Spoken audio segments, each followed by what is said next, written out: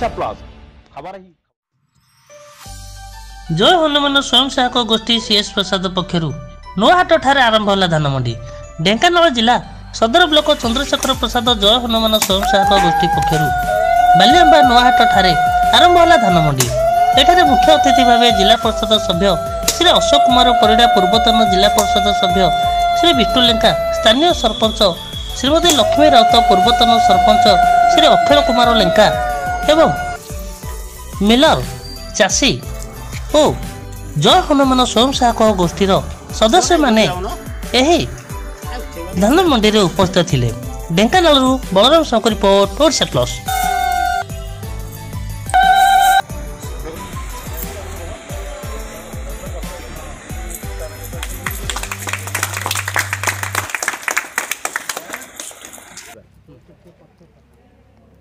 जय स्वयं सहायक गोष्ठीर आज प्रथम आमर बालियांबा पंचायत रे धान मंडी उद्घाटन होइछि।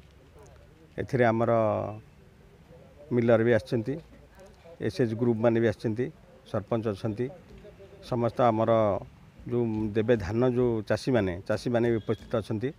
आज आमर प्रथम मंडी बालियांबा पंचायत रे उद्घाटन हो जाय अछि।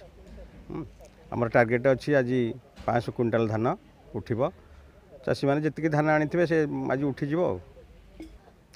आज प्रथम दिन में आमर 22 जन चाषी रजिस्ट्रेशन कर धान आज उठिब, 22 जन जाकर धान उठिब।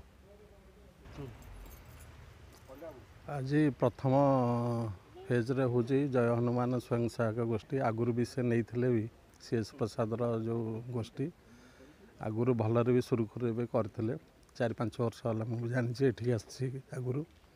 आज भी से स्वयं सहायक गोष्ठी आनुकूल्य भी हो। आज 22 जन चाषी दौरान प्राय 500 क्विंटाल धान आज जीव।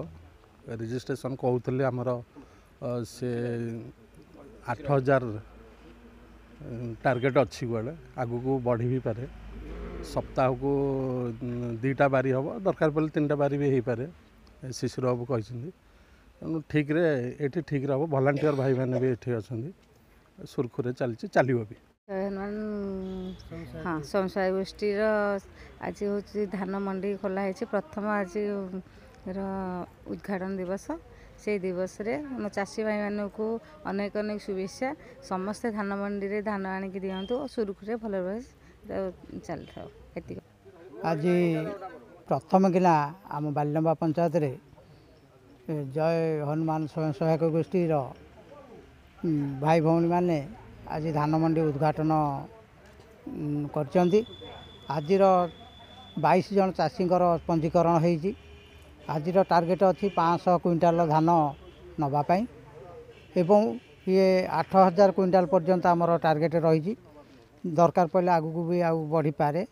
यही अवसर में समस्त चाषी भाई मानक अनुरोध करी सुरुखुरु रे केमती आमर धान मंडी चलो, समस्ते केमती श्रृंखलार सहित धान आम विक्रय करें से जत्नवान हो आगू को बढ़ा।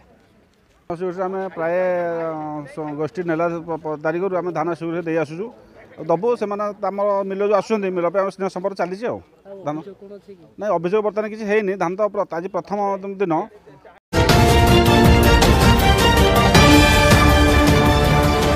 ओडिशा प्लस खबर ही।